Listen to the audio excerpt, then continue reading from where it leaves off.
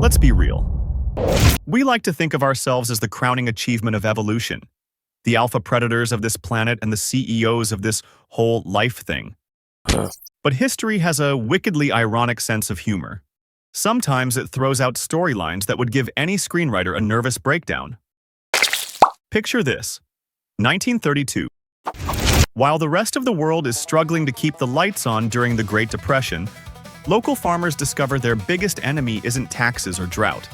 Their living nightmare is 20,000 giant, flightless, and utterly shameless emus.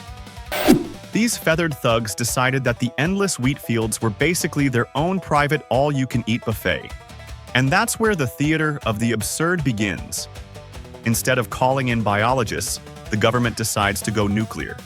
They deploy a literal army. The 7th Heavy Battery of the Royal Australian Artillery arrives on the scene, commanded by Major Meredith. Arsenal? 2 Lewis machine guns, 10,000 rounds of ammo, and one clear objective: wipe out the opposition. You know what happened next? It was a classic blitzkrieg, only completely backward. It turned out that emus were born guerrilla warfare geniuses. The moment the soldiers opened fire, the giant flock would instantly shatter into dozens of small, chaotic groups. The heavy machine guns, designed to shred infantry in trenches, couldn't keep up with targets darting in every direction. The birds would hit the turbo button and vanish into the distance at 50 kilometers an hour. Major Meredith later admitted in his reports, with a hint of bitterness, just how incredibly resilient the enemy was. He wrote that if he had a division with the fire resistance of these birds, they could take on any army in the world. The emus would take 5 or 6 direct hits and keep on running, like feathered terminators.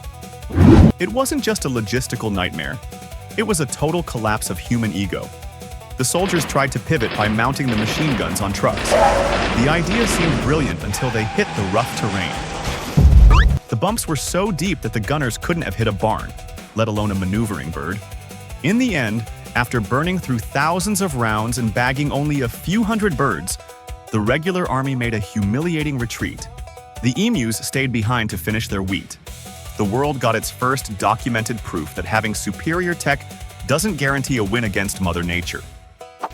A biological mass, armed with nothing but instincts and powerful legs, had made an entire Ministry of Defense look like absolute fools. And if you think this feathered Stalingrad was just a fluke, you don't know our neighbors on this planet very well. The real drama didn't unfold in dusty plains but in dense jungles.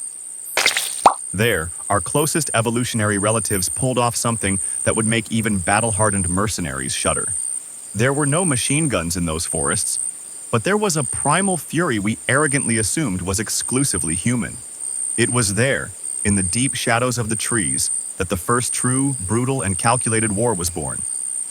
If you still believe in fairy tales about noble savages, or think animals only kill for a meal, it's time to take off the rose-tinted glasses.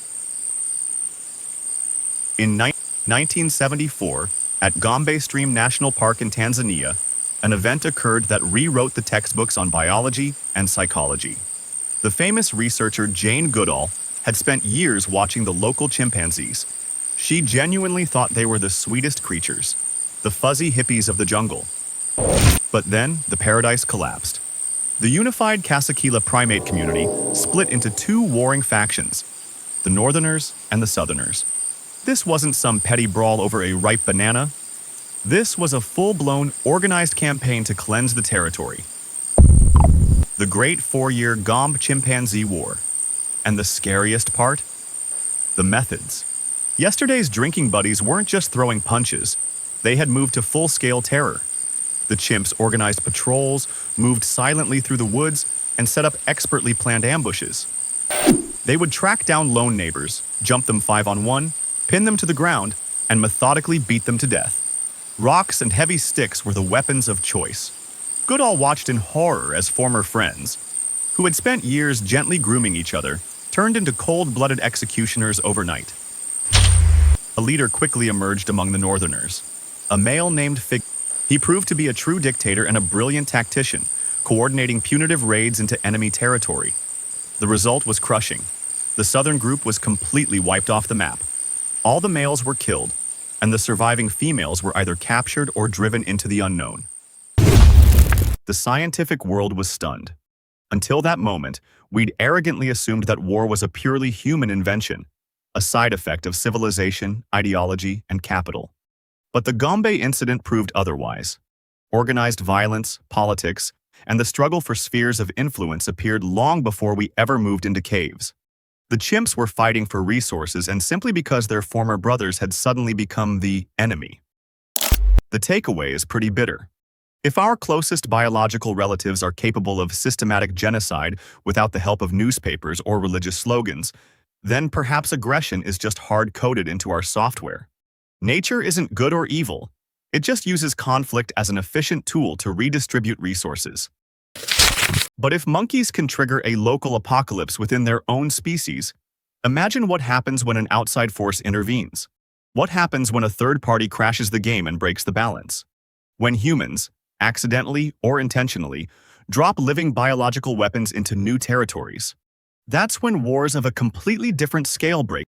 35, someone very smart decided to save Australian farmland from pests. The idea seemed brilliant. Import 100 cane toads from Hawaii to deal with beetles on the plantations. Spoiler: the toads couldn't care less about the beetles, but they absolutely loved Australia. Today, there are hundreds of millions of them. It's no longer an ecological mistake. It's a total biological occupation. The cane toad isn't just an amphibian. It's a living poison bomb, lumbering around on 4 legs. Local predators had spent millennia eating anything that moved. Crocodiles, quolls, and snakes died by the thousands just by licking this new bumpy immigrant. But nature doesn't go down without a fight. It launched an emergency upgrade in real time. Some snake species began being born with abnormally small heads. Why? To physically prevent them from swallowing the deadly toad. This is evolution on steroids. The craziest arms race where the geometry of your jaw determines if your lineage survives. While amphibians are terrorizing the land, a different campaign was unfolding on Pacific Islands.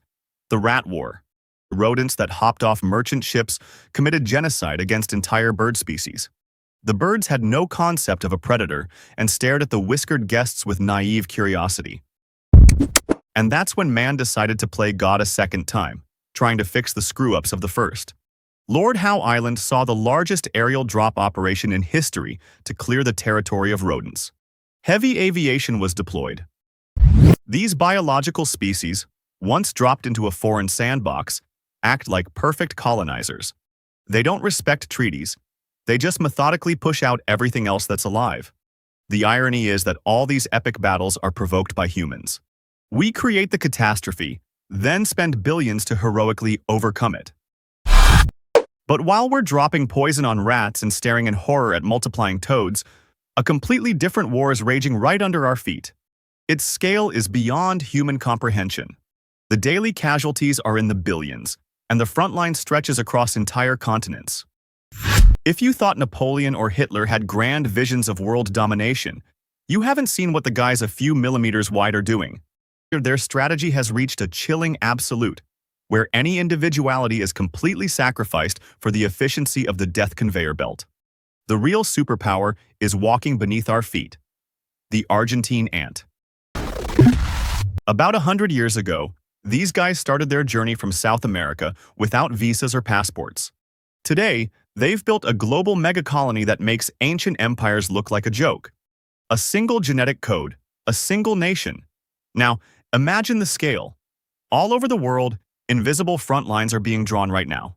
On the borders of these territories, millions of soldiers die every single day, no weekends, no lunch breaks. It's a brutal war of attrition. They don't have generals with medals, but their tactics are flawless. Chemical reconnaissance, building living bridges, and coordinated flanking maneuvers. The darkness. They have a rigid caste system where each individual is just cheap, expendable material for the survival of the system. An absolute crystal-clear collectivism, where the death of 1 million citizens isn't even a tragedy. It's just a statistical rounding error. We look at them and see a distorted reflection of our own fears of totalitarianism. But here's the irony. These 6-legged dictators have been successfully waging their wars for millions of years, while we're still just learning not to push the red button at every opportunity. Watching this endless cycle of violence in the wild, From that ridiculous emu war to the calculated genocide of chimpanzees and global insect empires, we arrive at one inescapable conclusion. Our world isn't a cozy green cradle. It's an endless process of energy redistribution through conflict. Humans aren't an exception. We're just participants with slightly more complex tools of self. But there is some good news. Unlike the ants or the aggressive toads, we actually have a chance to recognize this irony and step out of this game. See you on the battlefield of common sense.